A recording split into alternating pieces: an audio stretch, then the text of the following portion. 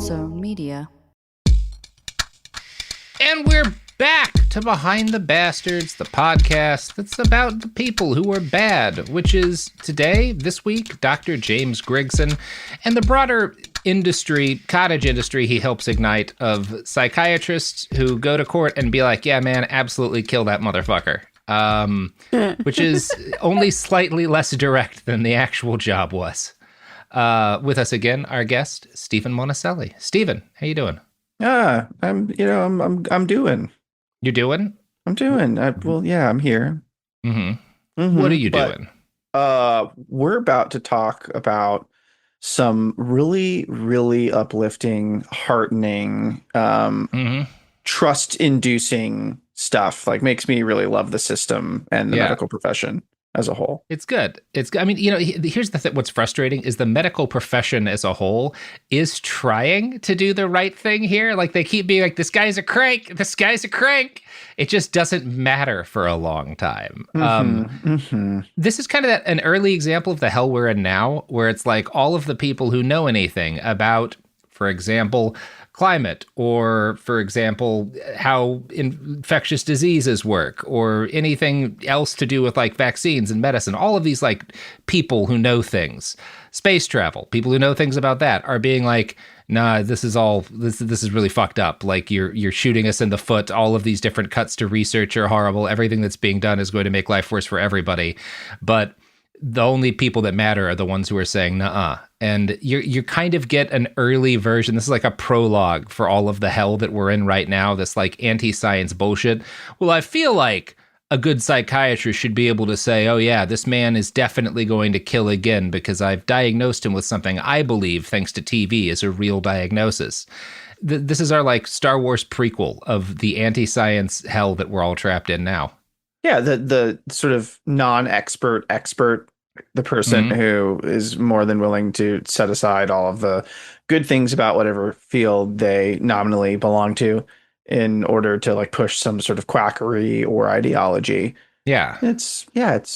We've seen it in a lot of fields, unfortunately, and to horrible extents, like the Russians with their, was it Lamarckism? God. No. Lysenkoism. Lysenkoism. Sorry. Lysenkoism. I'm certainly not an expert in the history of genetic research, but I digress. Really, really horrible person here that we're talking about today. It is interesting to compare it to Lysenkoism, which is like you had obviously actual agricultural scientists in the USSR, and then you had this guy being like, no, plants work the same way we're pretty sure people do, you know? And you can like freeze a crop and it'll pass down cold resistance to, it's like, no, that doesn't. And there were a lot of people saying, no, that doesn't work. But the scientist who happened to be in alignment with the politics of the people, in charge, was the scientist who got declared to be right, and damn the consequences. And likewise here, you've got the whole APA being like, at no point should psychiatrists ever do what this guy is doing, right? But you've got people in Texas and prosecutors and the government of Texas being like, no, this is pretty much how we think it should work. So this guy's right, and he gets to make a lot of money. Right. It's conveniently great. A tool of the state and its interest at the time. Yeah, it's great. This is an iHeart podcast. Guaranteed human. There's a difference between liking a house and actually getting it. Redfin is built to make up that difference and close the gap between finding and owning the home for you. Redfin agents close twice as many deals as other agents. So when you find a home you love, you're not a step behind when it comes to making an offer. That means less watching great homes disappear and more focus on the one you'll call home. Redfin helps turn saved listings into real addresses. Get started at redfin.com. Own the dream. There's a fire inside you can't ignore. Stand still? Not a chance. You're a lifelong learner who's come this far. Now, we're here to help you keep going further. Capella University. What can't you do? Visit capella.edu to learn more. Thank you for calling the Bombas Comfort Line. Bombas make socks, slippers, tees, and underwear made with the highest quality materials. Press 1 for comfort, 2 for style, 3 for donation. You chose style. Bombas is styles for whatever you enjoy. You can run in Bombas, lounge in Bombas, dress them up, dress them down, but always give back in Bombas. Because with every item purchased, another is donated. Bombas, comfort worth calling for. Go to bombas.com/audio and use code AUDIO for 20% off your first purchase. That's BOMBAS.com and use code AUDIO. Support for the show comes from Public, the investing platform for those who take it seriously. On Public, you can build a multi-asset portfolio of stocks, bonds, options, crypto, and now generated assets, which allow you to turn any idea into an investable index with AI. It all starts with your prompt. From renewable energy companies with high free cash flow to semiconductor suppliers growing revenue over 20% year over year, you can literally type any prompt and put the AI to work. It screens thousands of stocks, builds a one-of-a-kind index, and lets you backtest it against the S&P 500. Then you can invest in a few clicks. Generated assets are like ETFs with infinite possibilities, completely customizable and based on your thesis, not someone else's. Go to public.com/podcast and earn an uncapped 1% bonus when you transfer your portfolio. That's public.com/podcast. Paid for by Public Investing. Brokerage services by Open to the Public Investing Inc. Member FINRA and SIPC. Advisory services by Public Advisors LLC, SEC registered advisor. Generated assets is an interactive analysis tool. Output is for informational purposes only and is not an investment recommendation or advice. Complete disclosures available at public.com/disclosures. So from this point forward in the story, our boy Dr. Grigson, aka Dr. Death, is going to continue to expand and extend his practice throughout the 80s, while also dealing with constant and mounting criticism from organized psychiatry as a field. Now, the core of the complaints against him have to do with his continued insistence on using the results of competency tests, which he's not supposed to be doing, right? But there's some evidence that he keeps doing it after he's told not to by the Supreme Court. And then kind of the bigger issue is, again, that he's making predictions about the future, which he shouldn't be doing. Even after being chided by the APA in that Supreme Court case, he continued to rank sociopathy on a 1 to 10 scale, with 10 being the worst. And as noted in an article by the Death Penalty Information Center, he would regularly rank people higher than 10. Like the 1 through 10 seemed to be like mostly pointless because he would always go above 10, right? And up to 12, 13, and even 14, which is just what, like, again, like if you're going to go above 10 on a 1 to 10, yeah, you just say like, oh, he's an 11, like a 14. So why even have a 1 to 10 scale if someone can be that high above it? What are you doing? Like, why even introduce that idea from the beginning? I promise I'm not going to beat on that the whole time. It's just very frustrating to me. Now, these numbers are, again, infuriating if you know anything about psychiatry or probability, but they get even more sickening when you dig into the actual stories of the people that Dr. Grigson diagnosed as 100% sociopaths who would 100% kill again. He is often saying a 99% chance they'll kill again. Sometimes he says 100% chance they'll kill again, right? And we know that in a lot of cases he was objectively wrong. And because we have examples like, and this is probably the most prominent case of him being wrong, the tale of Randall Dale Adams. In 1977, Adams was convicted of the murder of a Dallas, Texas police officer, Robert Wood. Officer Wood was shot to death in late 1976, the same year that Texas finally established its new rules for deciding death penalty cases. Now, we know who the actual shooter was. It was a guy named David Harris who framed Randall Adams to avoid being convicted of the crime. Adams's conviction relied heavily on testimony from 3 witnesses who were illegally hidden from the defense until they showed up in court.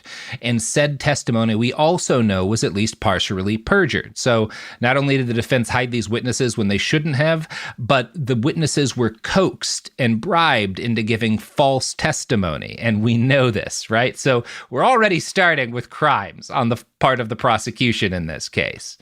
Now, that begs the question, why are the police and why is the prosecutor so gung-ho to go after a guy with evidence they know, like that they know they're having to cook up, right? That they know isn't true. And you would assume, just knowing cops, it's because, like, you know, police just for whatever reason decided this was the guy. And we're like, well, we can just kind of coax the truth into making sure that we are able to, like, make a stronger case. And the prosecutor went along with it, right? That's actually not what happened. So what's really going on here is that David Harris, the guy who actually kills this person in this robbery gone wrong, is 16 years old, right?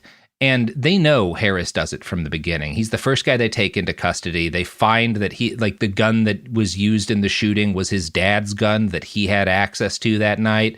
So it's very clear that this is Harris, but you can't give a 16-year-old the death penalty in Texas, right? And it's a cop he's murdered. And so the police, even more than making sure the right guy gets executed, the police want to make sure that when a cop gets murdered, someone gets executed, right? And when it becomes clear Harris can't be executed, Harris is like, well, I'll give you this other guy who drove me there, right? And Randall Adams, part of why Adams is a good patsy to pin it on is that Daryl Harris is like a kid. He lives with his parents, so he's someone who has something of a normal life. And Randall Adams is a drifter, right? He's doing day labor. He doesn't come from the state. He's kind of, I think he has a car, but he's essentially a homeless man, right? And so it's really easy to kill him, right? And really easy to kill him because he's not going to have any kind of money for defense and because he's not the kind of person anyone's going to care about. Right? So this kind of fits what the cops want, which is we want to make a show of force against somebody for the death of this cop. Now, there's a lot of fucked up details in the case. Everything that happens here, there's a lot of rule breaking and illegality we don't have enough time to go into, but every detail of this case stinks about as much as it's possible for a case to stink from the get-go. In the end, the jury declares Adams guilty after almost no deliberation. And as you know, because we've done our little clinic on how the Texas death penalty worked, the next step is they have to decide, should this man die, right? And this always comes down to, will he commit another violent crime if we leave him alive? Determining this case came down to Dr. Grigson and another colleague testifying about whether or not Adams was, in Dr. Grigson's terms, a maximum sociopath. Again, not a diagnosis. But Grigson testified that Randall would 100% kill again if left alive. Adams, he insisted, was an extreme sociopath, so he can't even keep his terms straight. Adams is sentenced to die in 1979. And the years tick by agonizingly, he's from this court case, until 3 days before his execution. The U.S. Supreme Court stays it, right? They give him a stay of execution because Justice Lewis Powell writes that there is grave concern regarding potential jurors in the case who were excluded for being anti-death penalty, even though they'd promised to follow Texas law if appointed, right? So that's the whole thing that saves his life initially, is that there's an appeal based on jurors who weren't pro-death penalty were excluded illegally from service, right? And so that's the only reason he's saved initially. It has nothing to do with his innocence, nothing to do with other aspects of the case. It's just this issue with the jury. Now, by rights, because this has been found by the Supreme Court, Adams should have gotten a new trial. Right? It's been determined that his trial was not valid because the rules were broken here, enough that they stayed his execution. You should have a new trial. But the Dallas DA at the time, Henry Wade, and does that name sound familiar to you, Henry Wade? Yeah, we talked about him. I'm pretty sure Dr. Phillips and I on one of the episodes on It Could Happen here. Yeah. He's the Wade from Roe v. Wade, right? That's the and he's on the bad side of the case, right? Yeah. So Dr. Wade, or Henry Wade, not Dr. Wade, the DA comes in and he's like, we don't need to give this guy a new trial. It would be a waste of money, right? And it'll be a waste of money because I'm going to have the governor commute Adams' sentence to life in prison, right? So he's not going to get killed anymore. So why do we care about giving him a new trial, right? So Adams's people are still like, we want a new trial because he's innocent and he doesn't want to spend the rest of his life in prison. But a Texas Criminal Court of Appeals insists that well, now that he's not going to be executed, there's no longer any error in the case, so it's fine, right? Because, those jurors were just being excluded because of their opinion on the death penalty. No death penalty, everything's good here. So that's what the Court of Appeals decides. God, come on. And so Adams, a man everyone knows has been railroaded into a guilty verdict, a lot of this is out now, and had been nearly executed due to a crooked case, seemed set to spend the rest of his life behind bars. And this is the case that he stays in until March of 1985. And the reason why he gets another shot and ultimately, thank God, I'm going to spoil it a little bit, gets freed is because of, we can thank documentarian Errol Morris. So Errol Morris is paying attention during that 1983 Supreme Court case against Dr. Grigson, and he's like, this seems really fucked up. This Dr. Death guy seems like a real asshole who's killing a shitload of people. I wonder if we can do anything about that, me being literally Errol Morris. So he starts working on a documentary that's initially supposed to be primarily about Dr. Grigson. And the documentary that comes out is called The Thin Blue Line, right? If you've heard of that. Like that is the documentary that he makes about this case ultimately. So Morris starts working on this case, and that obviously brings a lot of attention to it. And, he's able to put some resources behind it. And to talk about what happened next, I'm going to quote from an article by the Center on Wrongful Convictions at Northwestern University. Morris's intent had not been to question the guilt of defendants in whose cases Grigson had testified, but only to question his psychiatric conclusions. When Morris met Adams, the focus of the project changed. Morris learned from Randy Schaefer, a volunteer Houston lawyer who had been working on the case since 1982, that Harris had not led an exemplary life after helping to convict Adams. Harris, which is the guy who gives Adams up, had joined the army and been stationed in Germany, where he had been convicted in a military court of a series of burglaries and sent to prison in Leavenworth, Kansas. A few months after his release, Harris had been convicted in California of kidnapping, armed robbery, and related crimes. So Morris is like, well, the guy who said Adams was guilty in the first place and had been the initial suspect really seems like the kind of guy who'd murder a cop, whereas Adams doesn't. And there's a bunch of other irregularities in the case. The more he looks into it, the more he finds. For one thing, it comes up again that Harris's father had owned the gun that was likely used in the shooting and that Harris had stolen it. Now, this is all looking pretty bad, but what comes up next is even worse. And I'm going to continue quoting from that article. Morris and Schaefer discovered that Officer Turco, who's one of that's the officer that survives, her partner is killed, and she testifies about the murder, that Officer Turco had been hypnotized during the investigation and initially had acknowledged that she had not seen the killer, facts that the prosecution had illegally withheld from the defense. Morris and Schaefer also found that robbery charges against the daughter of eyewitness Emily Miller had been dropped after Miller agreed to testify Adams as Woods' killer. The new information, coupled with the fact that Miller initially had described the killer as Mexican or African American, became the basis for a new trial motion, right? So they find all this shit is fucked up, and there's not really any evidence whatsoever that ties Adams to the murder. And ultimately, there's a new trial motion. The case becomes a major cornerstone for the Death Row Innocence Project movement, right? For the people who are trying to, especially as forensic science is advancing, and we've got DNA now, trying to look at a lot of these people who are definitely innocent and get them off death row, get them out of prison. So in 1988, during a 3-day hearing in a Dallas district court, Harris finally recants and admits that he killed the cop that Adams was convicted of murdering. The judge in that case recommends a new trial for Adams and that Adams be paroled immediately in the meantime. The Board of Pardons and Appeals initially refuses to let Adams out, but agrees to a new trial. And then after a couple of weeks, he gets released anyway. And then a few days later, all charges against him are dropped. And I think this is a case of, as soon as they looked back into it, they were like, oh, there's no case whatsoever. Without the shit that the cops and the prosecutors falsified, there's absolutely nothing. We can't even give him a new trial. There's not enough to even try and accuse him of here. It's ridiculous. Yeah. I mean, it's good, right? This is an innocent man gets out of prison, right? After having his life saved. Ridiculous that it got that far, had to get to that point. Yeah. So it's a major win, obviously. Randall Adams and everyone who believed in his innocence, scratch up a W. But this represents a serious problem for Dr. Grigson because he had guaranteed in court that this man was an incurable sociopath who would 100% kill again. So people start asking him, hey, you said this innocent guy was definitely a sociopath. Were you wrong? This is part of why I love that Vanity Fair piece where Rosenbaum spent weeks traveling with Dr. Death because, this is written in 1990, but it's during a period of time in which he keeps getting questioned about Adams because Adams is just freed in 88. So Grigson is still testifying constantly and defense attorneys are using this against him. Unfortunately, it's less successful at hurting his testimony than you might imagine.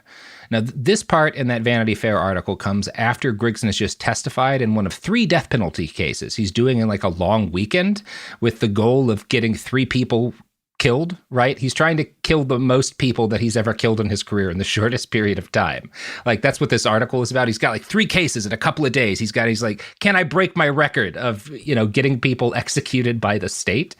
So during one of these cases, he's testifying, and the defense attorney asks, do you recall the Randall Dale Adams case? The doctor nodded warily and said, I recall it well. Yes, sir.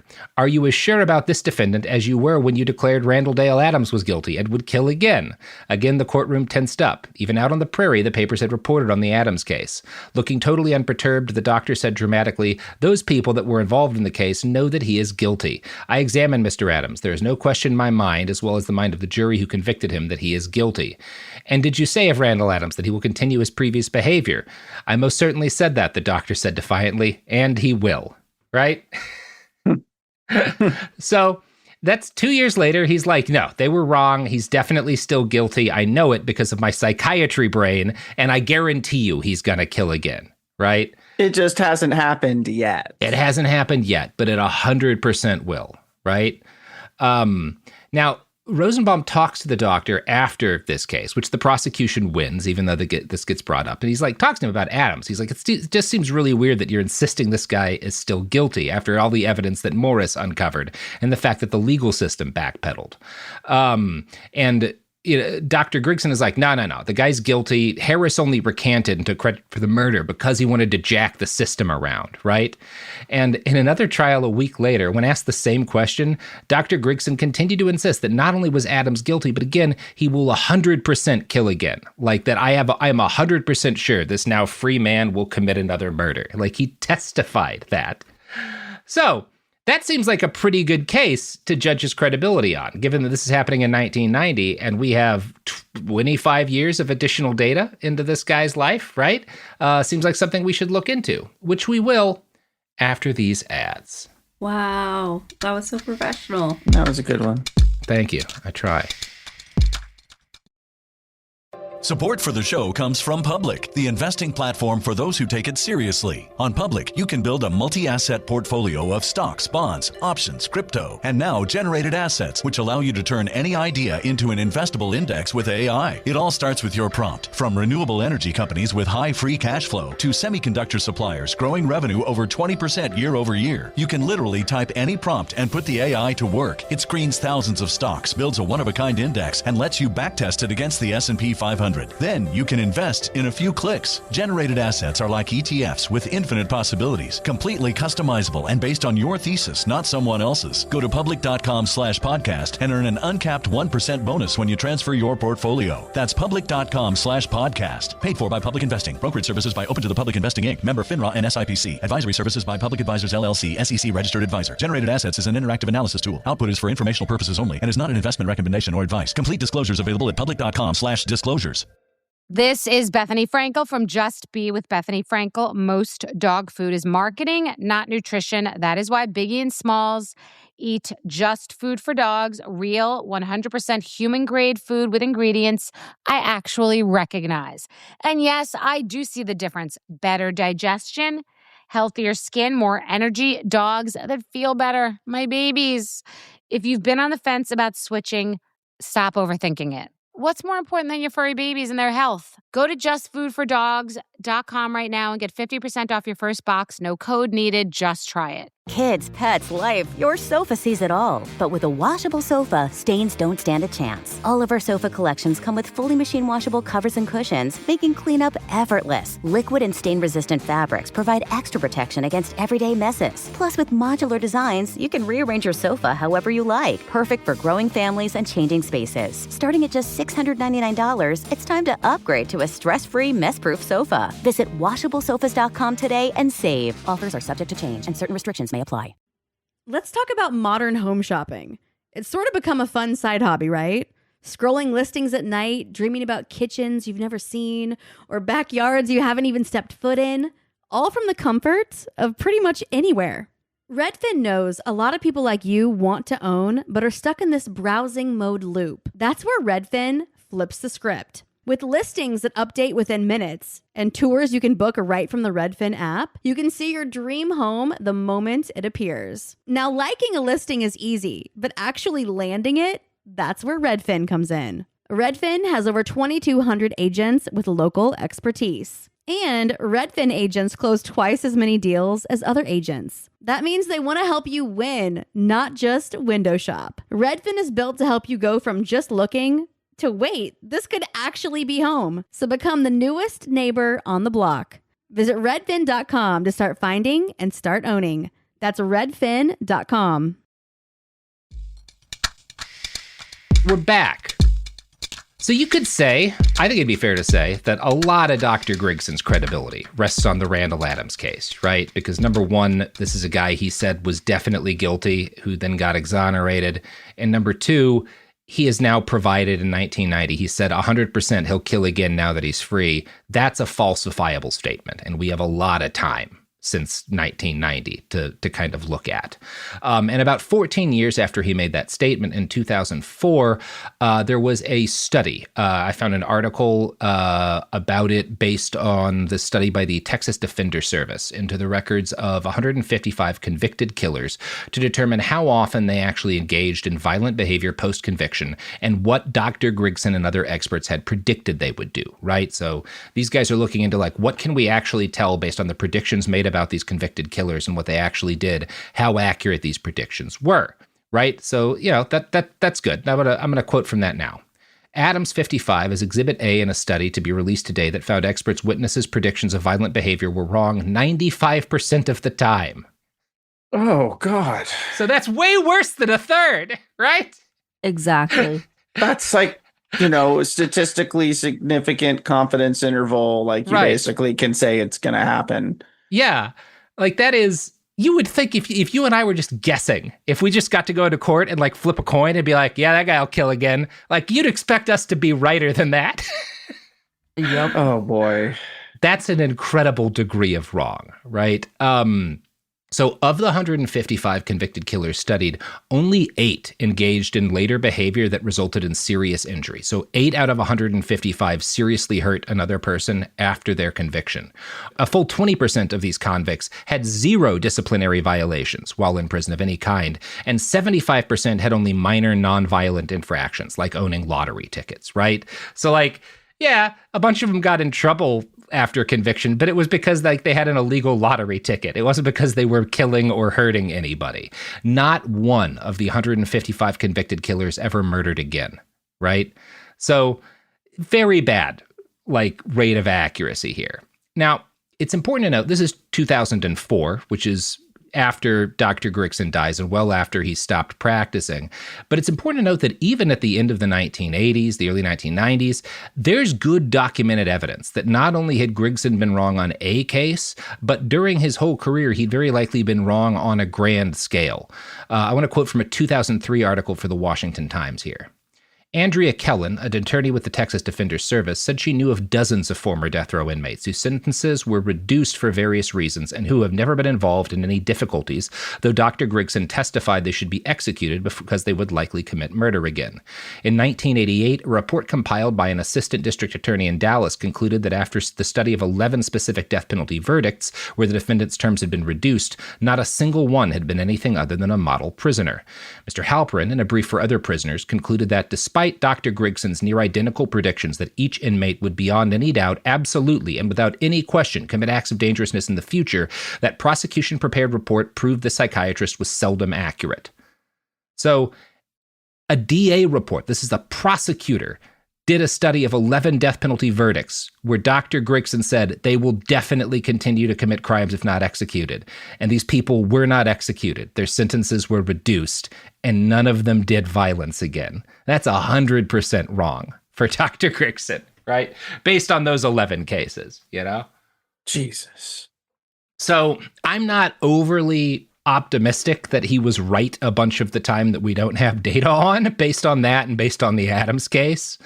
So Going into the 90s here, though, despite the fact that there is evidence building that Dr. Grigson is wrong an awful lot, he is continuing to do a shitload of these cases and to be very prominent in the media. And the Adams case does nothing initially to slow his career or halt his body count. There was, however, a minor uproar as a result of Morris's documentary and Adams's exoneration. In 1993, the Texas State Supreme Court responded to the epidemic of junk science experts, but only in civil cases. So they ruled that expert testimony could only be admitted if it was proven to be both relevant and reliable, a bar that Dr. Grigson's work could not pass, as if any psychiatrist not named Dr. Grigson were consulted on the matter. However, this only applied to civil cases, like I said, not capital cases. So there's an uproar, but it only stops psychiatrists from testifying in the cases that Dr. Grigson isn't testifying in. Now, there is still an uproar, even in Texas, about this. There are a lot of professionals that are angry about what Grigson is doing. It's just not able to stop things. Like, one of the things I found that was really wild is John Edens, who is a professor of psychiatry at my alma mater, Sam Houston State, said in the wake of this 93 decision of Dr. Grigson, it's hard to imagine this kind of testimony would be allowed. It does not meet the criteria of reliability. There is a known error rate, which is remarkably high. So again, Sam Houston State, not a liberal university. This is the criminal justice school in Texas, right? Like, this is not, it's located right next to death row, right? Why is there nothing, why are we just letting this happen then? Because any ruling against Dr. Grigson could be seen as attempting to slow the death penalty. And it's really popular, unfortunately. Yeah. And we're coming into the Bush years now, right? Dr. Grigson is going to be really active during Bush's time as governor. And so we're kind of ramping up in the 90s to the period where Texas is considering its ability to continue its death row as this is something that is really important to the state, right? It's something we take a degree of pride in, like my family did, So it's not the fact that all of these experts are very much saying this guy is not reliable is not hurting his business yet. So crazy. And it's also, prosecutors have a lot of power, a lot of political power. Right. Right? DAs have a lot of political power, and they find him useful. So he was too important of a cog in a broader, bigger machine. Right.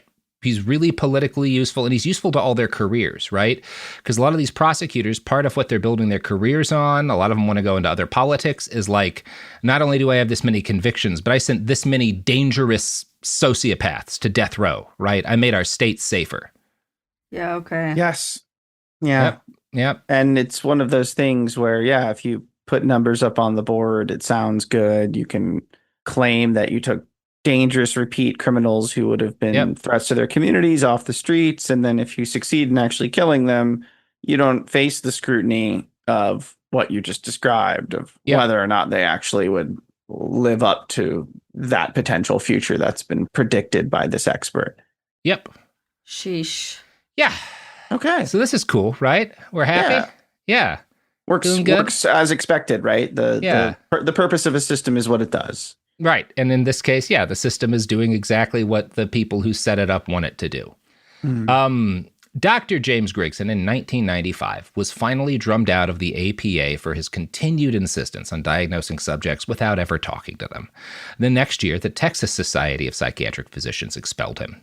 In 1996, New York University psych professor Michael Weiner wrote this: "The problem with Dr. Grigson was not that inmates were placed on death row, but that he was fundamentally biased in his assessments and was performing cursory evaluations and drawing broad and damning conclusions from only limited information, a problem of credibility and objectivity." And, I would say part of the problem is that people were being placed on death row based on bad evidence. But I think he's making the point that Dr. Grigson isn't responsible for the way prosecutions work, for how bad, lying about the evidence is incentivized in these cases and stuff. He's responsible for this aspect of it, which is probably fair to say.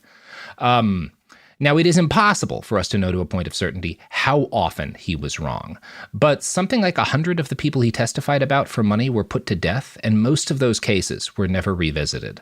However, we do have a few more case studies on times when he was proven wrong. Back in 1986, a carpenter named David Wayne Stoker was charged with the murder of a convenience store clerk north of Lubbock. 5 months after the murder, a man described by prosecutors as low-life scum snitched to police that Stoker had done the murder and handed over what he claimed to be the murder weapon. Well, this low-life scum had the murder weapon and says this other guy did it. That's all I need to know. Case closed. Why would he have a bias, right? So Stoker did have an assault prior, and he had a drug issue, right? And was arrested in short order. Again, it's one of these like, oh yeah, this guy doesn't have any way to fight this. Yeah, let's go after him. Like many such death penalty cases, his was dogged by poor quality representation and a system in which people like him, who are expected to be guilty, get railroaded through to a conviction. Per an article by the Death Penalty Information Center, Felty, the lead lawyer, the defense attorney, and a former prosecutor, later gave up his law license in the face of disciplinary action. Felty forged the signatures of 2 clients on a settlement check, then pocketed the money, records show. He also pleaded guilty to felony charges for forging a judge's signature on a court order and falsifying a government document. He was sentenced to 5 years of community service.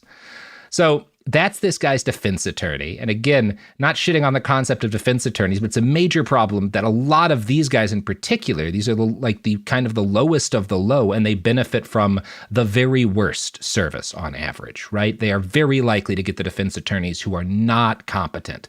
It's, as we'll talk about, weirdly common for like death penalty cases for the defense attorneys to later get disbarred for incompetence or other similar issues. The guy who had snitched on Stoker claimed in court to not have been given anything for his testimony, that just like, I wanted the truth to come out, I didn't get any kind of special deal. But the day he testified, charges he had for drug possession and for like possession of a firearm illegally in the next county over were dropped, and he received $1,000 from Crime Stoppers as a reward for turning this guy in. And further documents made it clear that there had been a written quid pro quo with the DA. For one thing, that county didn't have a Crime Stoppers program until it was started for this by the DA, and the check was sent to him by an investigator for the DA's office. Lovely stuff. Lovely stuff. Not bribery, though. Not bribery. No, not picking cases that you think can win, even if it might not be the right guy. And certainly no shenanigans or bribery with regard to acquiring potentially suspect testimony or evidence. Not at all. Absolutely not. No, that would be unethical. There's no gambling in this casino. That's crazy. In this casino. So there's much more that reeks about this case, but things really got nasty once Dr. Grigson entered the arena. Quote, during sentencing, the prosecutor called Dr. James P. Grigson, the psychiatrist nicknamed Dr. Death. Though Grigson never examined Stoker, he testified Stoker was a sociopath who would absolutely be violent again.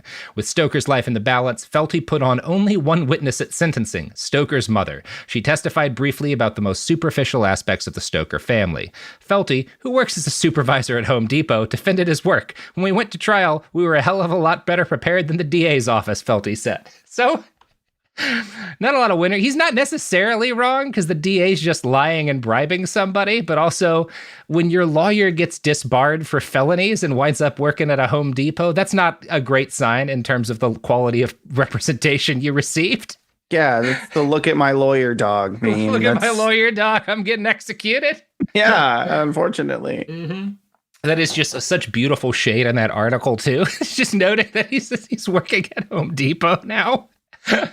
Almost kind of unnecessary, except for the point they're trying to make here. But it's good color. It is good color. Now, unfortunately, unlike Adams's story, this story does not end with an 11th hour stay of execution and eventual exoneration.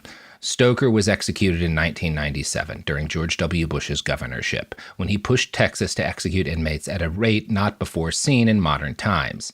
Even within the ranks of Bush appointees, though, the Stoker case was looked at as egregious. Thomas Moss had been appointed by the governor to the Board of Pardons and Paroles, and he voted to give Stoker clemency. That he only did this twice in his entire career, and once was with Stoker, because he was like, yeah, this is just too messy a case.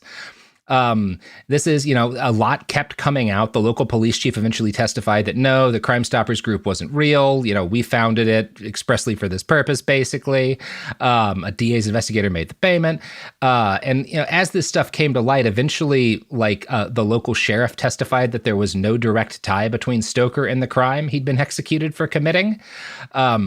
Now, had Stoker been put under life imprisonment, had his execution basically commuted, right? But given life imprisonment at this point, he likely would have lived long enough to get retried, right? That probably would have happened eventually because there was just enough, good evidence on his side of things for this. But Dr. Grigson helped to ensure that this could not happen, right? By testifying he would definitely kill again. One juror in the Stoker case later said, "You couldn't help but listen to what he was saying. He's a doctor. He had a lot of influence on what we decided." And several jurors later said, "Yeah, if I'd known these other facts about the case, I wouldn't have voted for the death penalty." So yeah, this guy gets executed, and a big part of why is that Grigson said he needed to be. And we can say fairly confidently that this was an innocent man who Dr. Grigson helped put to death here. Yeah. Throughout the Bush years and the bloodiest period for Texas's death row, Dr. Grigson was prolific and influential, even in cases where he personally did not testify. That Death Penalty Information Center piece discusses another psychiatrist, Dr. E. Clay Griffith, who often testified along the same lines as Dr. Grigson and had clearly built his profession in the other man's image. Like Grigson, he used a 1 to 10 scale for judging defendants and regularly went above 10 in order to make his point, as he did when reviewing the 1984 case of David Wayne Spence. Now, Spence, again, was not tied to the triple homicide that he was accused of committing via any evidence, just the testimony of 7 informants, all of whom had good reason to lie about what had happened. Several of these people later confessed to being fed information by investigators and being shown crime scene and autopsy photos, as well as being bribed behind bars with privileges and leniency. Like Stoker, Spence was executed in 1997. The issues we've discussed in all these cases have been proven via subsequent study to be rampant within Texas's criminal justice system, particularly death row cases.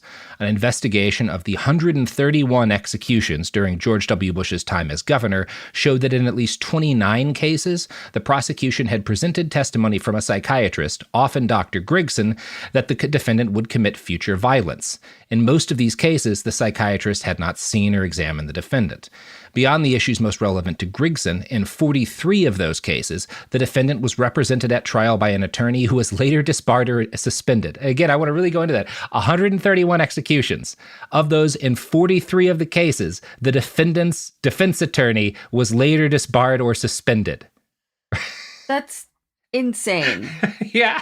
He not only destroyed people's lives and got them killed, but then he also destroyed defense attorneys' careers in the process? I think the point, this is more a broader point about the fact that most of the people on death row did not benefit from a vigorous defense. You were entitled constitutionally one, and they clearly didn't get it. Right? I completely misunderstood that. No, that makes a lot more sense, that just you're dealing with a very poor level of representation. Right.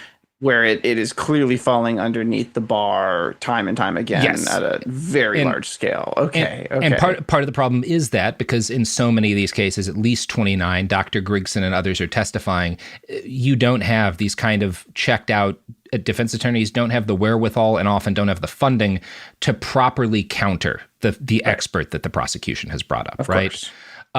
They also found, this is getting into another set of pseudoscience, but I think it's worth bringing up, in 23 or more, at least of these 131 cases, the prosecution's case relied on the visual comparison of hairs, which is not real science and has now largely been banned as being wildly ineffective.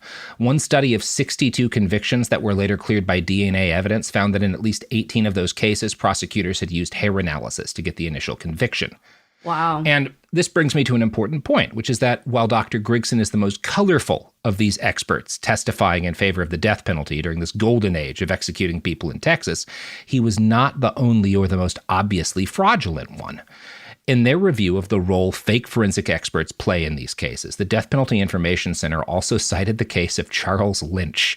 Now, this is an expert hair analysis guy, right? And his expert hair comparison analysis was used in the cases of 2 people who were executed under Bush. So he helped with 2 executions as a result of matching hairs. And this is not a DNA match. I really need to emphasize that. He's looking at hairs and saying, oh yeah, these hairs come from that guy, right? Like that's what he's literally doing. So I just have to bring up this one bit that seems somewhat relevant to how much of a shit show Texas court systems and criminal law has been for some time. It wasn't until the past 5 years or so, I'm trying to remember the exact year, but very recently, that hypnosis as a tool for testimony and in criminal investigations was banned. So many people got convicted with that as a factor. Yes. Someone allowed hypnotists to come in and then do hypnosis as if it were a legitimate, repeatable scientific approach for acquiring legitimate testimony or uncovering forgotten memories or whatever that is being used for. So, I mean, that was recently. That was in this century, not last century. No, it took a shocking amount of time for us to be like, no, we shouldn't be doing this. I mean, when did the FBI stop doing that fucking gene pattern thing? Where like that FBI fucking shit. As we've talked about it, forensic science is rife with bastardy. But I want to talk about Charles Lynch a little more. I want to read another quote from that Death Penalty Information Center piece because it's so funny. Again, this guy's hair analysis is used in the case to execute 2 people. The Dallas Morning News reported that Lynch had been committed in 1994 to a psychiatric ward due to concerns about his depression and drinking. Lynch was considered a danger to himself and others, but he was temporarily released to provide incriminating hair analysis testimony against Kenneth McDuff, who was executed in 1998. The prosecution did not disclose Lynch's status to the defense, even though Lynch's residence in the psychiatric ward might have been used to challenge his credibility. It's incredible. I don't want to... I got people who, wind up in a psychiatric ward. That doesn't mean they can never do a serious job again. But if you probably shouldn't be releasing someone from a ward to testify and then putting them back in because they're a danger to themselves and others, but they can definitely testify this guy needs to fry, right? That seems like a stretch. Listen, you got to do what you got to do. You gotta do what you gotta do. Yeah, get this guy out. We can't let this guy have his own fucking butter knife, but let him tell this jury that a man needs to die. Holy shit. Insane. That's nuts. That's wild. Just coming across that story wow, it really was the wild ass West for a while, huh? You could get away with anything. Boy, howdy. Kind of still can. Kind of still can, yeah.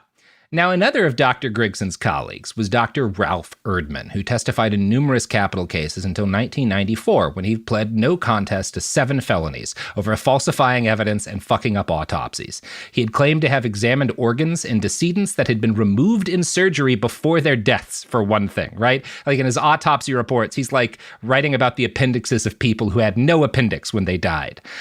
Despite claiming to be a scientist, providing his unbiased opinion no matter who hired him, a special investigator appointed to examine Erdman found if the prosecution theory was that death was caused by a Martian death ray, then that was what Dr. Erdman reported, right? Yeah, okay. Which is, you're talking here about the same thing we're seeing with Dr. Grigson, right? This is a guy who's not doing science. He's coming in and he's saying based on my expertise, whatever the prosecution says is true, right? Now, because Erdman is working in autopsies, he gets caught. But there's nothing to catch Dr. Grigson on, really, right? Because psychiatry is largely does the psychiatrist think this person has something? There's more rigor built that's supposed to be built into the system, but when it comes to the way these court cases are working, it's really just this guy saying, yeah, I'm a doctor, and I say this is what's going on.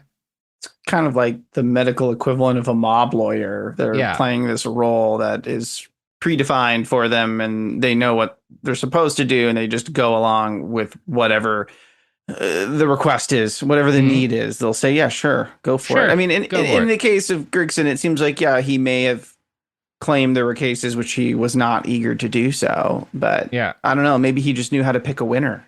Maybe he knew how to pick a winner. And also, when he says, a third of the cases I didn't take because I didn't think, the person, we don't know, there's no evidence of that. Sure. We're just trusting this guy, Right. And I don't trust him. Now, Dr. Erdman did have to surrender his medical license. Dr. Grigson never did. And we're going to talk about what else happens with Dr. Grigson. But first, let's have our second ad break. Okay.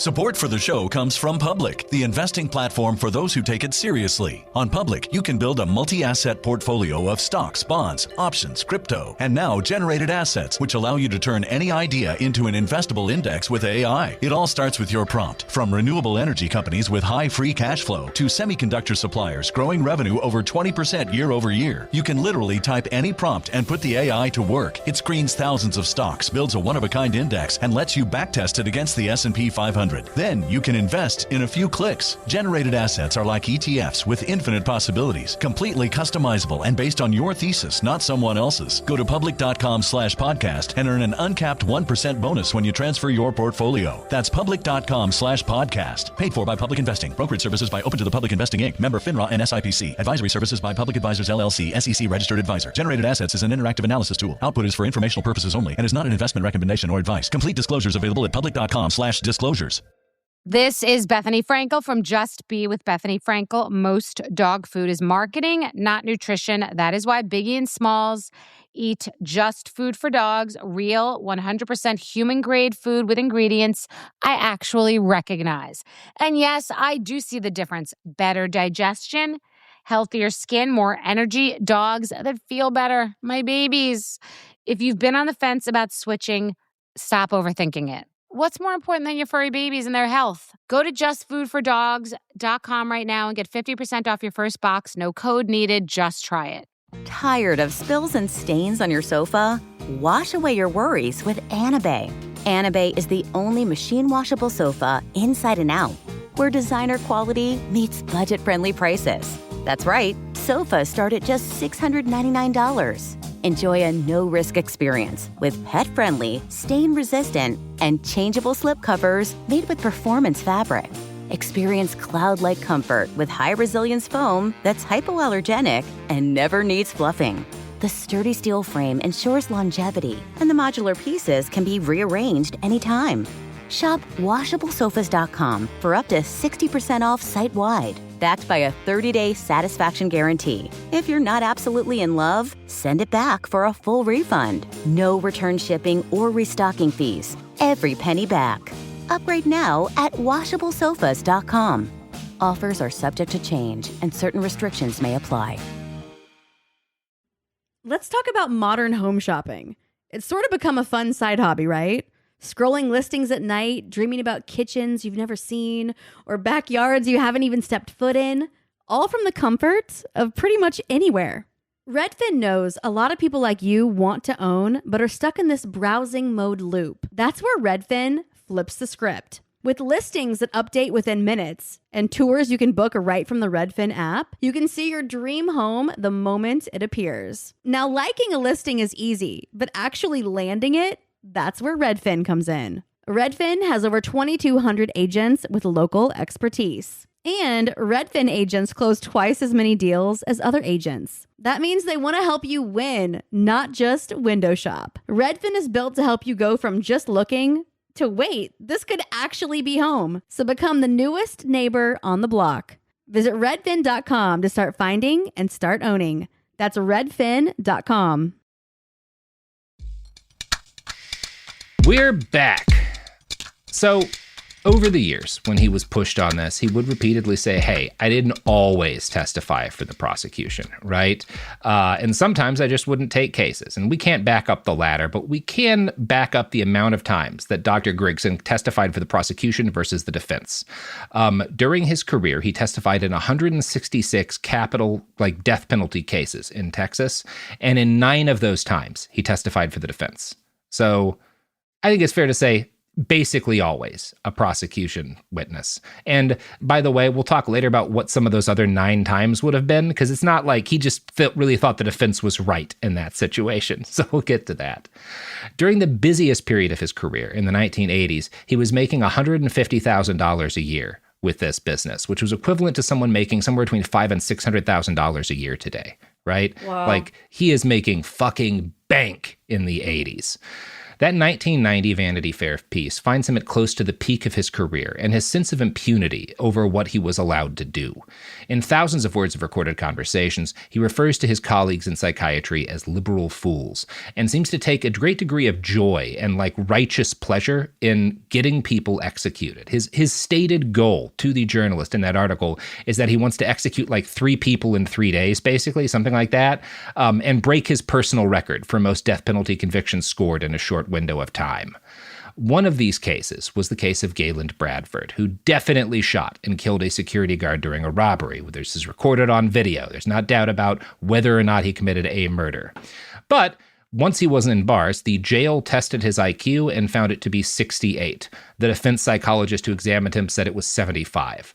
Either of those, and again, I have my issues with IQ, but this isn't the place to really bring it up. The point is that based on the way the system works, either of those findings could be low enough to count as diminished capacity and spare him the death penalty, right?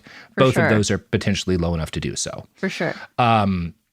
So during a dinner after winning his first 2 cases, but before the Bradford case, this is like the night before he testifies in this guy's case, Dr. Grigson, while hanging out with Rosenbaum, that journalist, gets hammered. He has like 4 martinis in an hour, like celebrating that he's gotten 2 people killed. And then he winds up hungover in court the next morning. And he kind of fucks up his testimony in the Bradford case a little, because he doesn't just say Bradford is a sociopath, but he also insists he's of normal intelligence. I can tell. He wasn't being asked this, but he's like, I know he's of normal intelligence. And I'll guarantee you he's killed more than once. We just didn't catch him, right? Wow. And then he tells the jury, based on nothing, literally nothing, Galen Bradford is one of the most dangerous killers I've ever examined or come into contact with, right? And again, there's not any evidence of this, and he certainly did not do anything that would allow him to determine whether or not this guy was competent to stand trial. He just does not do that work. And in this one instance, the defense attorney calls him out on it. And questions like, well, based on what aspects of Dr. Bradford's personality, since you have not talked to him, have you concluded all of this? That he killed someone before and is hiding it? And Dr. Grigson, ultimately the only specific thing he cites is that the guy has a weird haircut with a lightning bolt in it. And the defense attorney, I know, first off, holy shit. Like, the defense attorney, Paul Broccoli, responds, pretty good reason to kill him, right? And there's like this silence in the courtroom. I'm going to quote from that Vanity Fair piece. The doctor himself was speechless for a moment, something I'd never seen before. Then lamely, plaintively, he volunteered, well, I'd never seen a haircut like that. And Great medical science. Did you say the defense attorney's name was Paul Broccoli? Yeah, Brauchle. Okay. I don't know how else it would be pronounced. Okay, if I had a different spelling in my head, it's still really funny to think. Broccoli, maybe? I don't know. I'm calling it broccoli. Go broccoli. Yeah, I'm going with broccoli. For the justification to be, this guy looks fucking weird. I don't like him. Look at his fucked up hair. Yeah, he's definitely criminally insane. Wow. Yeah. Now, the bad news is, again, this guy still gets convicted. James Grigson in no way pays for his crimes. The best I can say is that his career does take a hit in the late 1990s, in part as the result of the fallout from the Adams case, and in part out of the fact that he has now been drummed out of every professional organization in his field. Now, another reason why he stops testifying as often is that some of the savvier Texas defense attorneys develop a strategy for mitigating the harm he could cause. Per an article by Mike Tolson for the Houston Chronicle, defense attorneys, fearful of the effect of Grigson's testimony, began to call him and discuss their clients, with the result being that Grigson could not be hired by the state in those cases. I love this shit. Like, well, look, if this guy's talked about this case before being brought on, he can't testify, so let's just call him and talk about it, and then we know he's fucked. It's very funny stuff. Grigson eventually figures out what's going on, and he gets angry because this is costing him money. So several defense attorneys agree to hey, what if we just pay you as a consultant as soon as we think you have a case you might get involved in? And that way you don't have to do anything. You're not going to actually testify. You're not going to do any work for the defense usually. Oh, but once we're hiring you, the prosecution can't hire you, right? And he's okay with this because he's still getting paid. Wow. This snowballs into prosecutors adopting a similar tactic out of fear that he might show up and help the defense. So he starts getting hired to not work as long as one side can lock him down first. He spends kind of the latter chunk of his career doing this, getting paid to not do his job.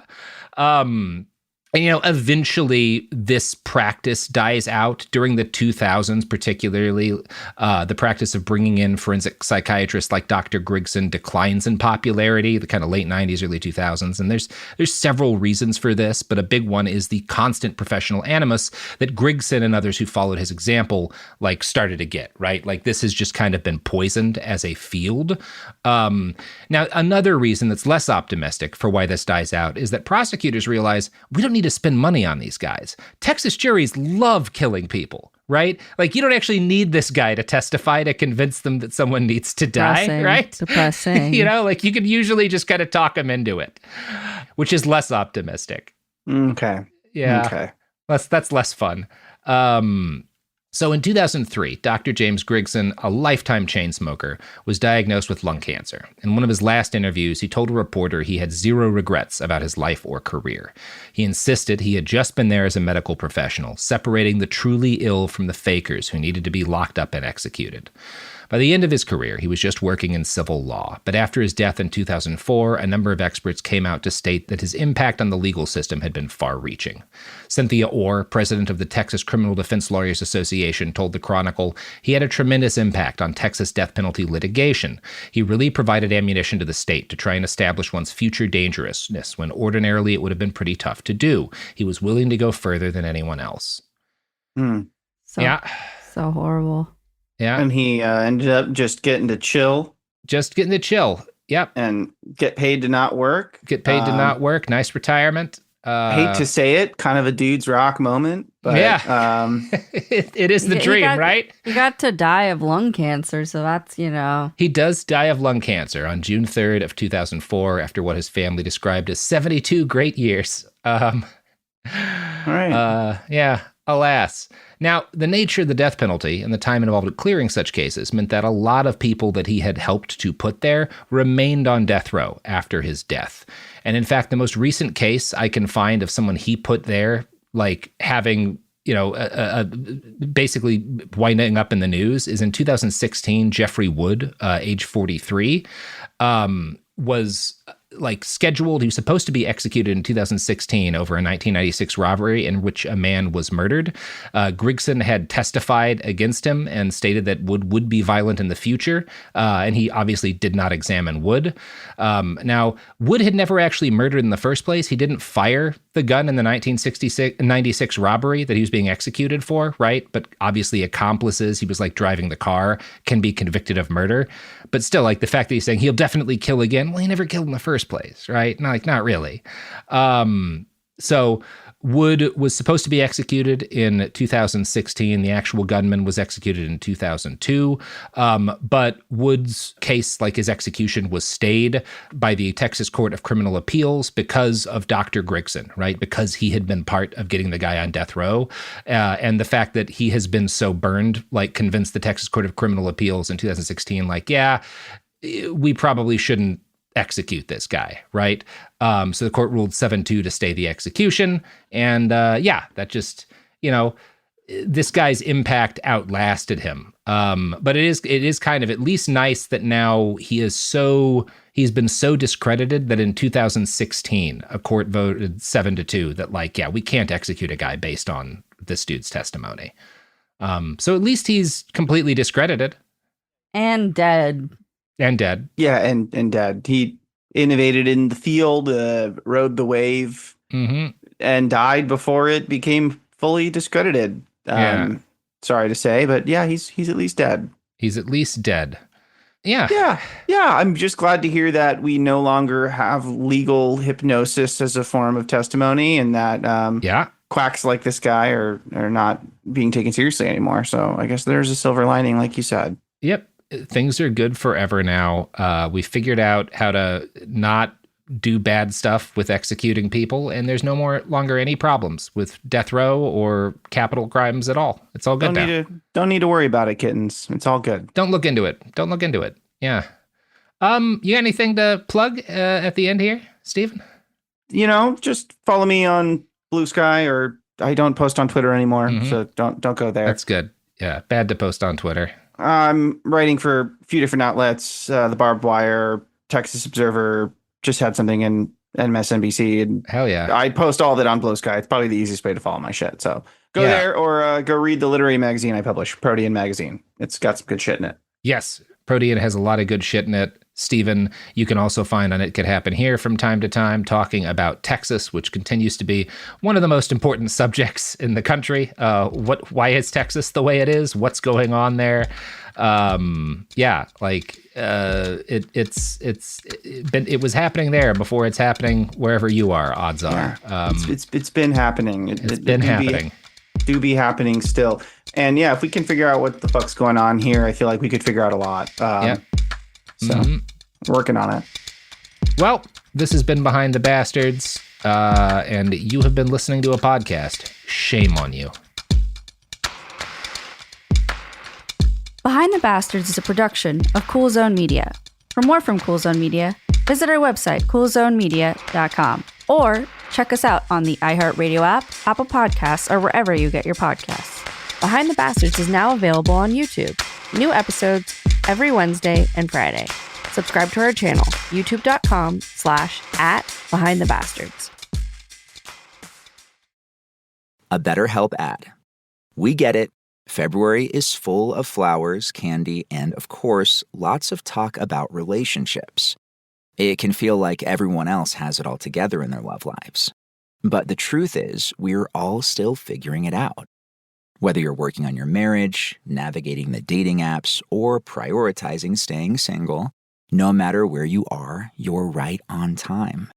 Therapy can help you find your way and take some of the pressure off yourself so you can determine what you want, what feels heavy, and how you can feel lighter.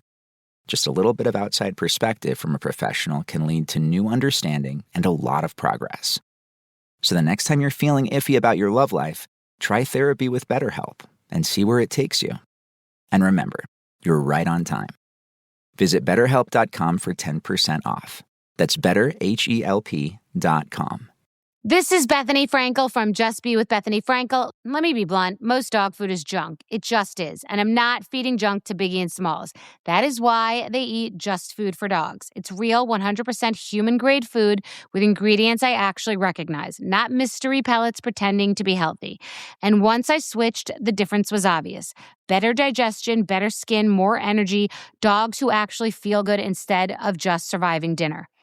Here's the thing. You care about quality. You make an intentional choice to be healthy.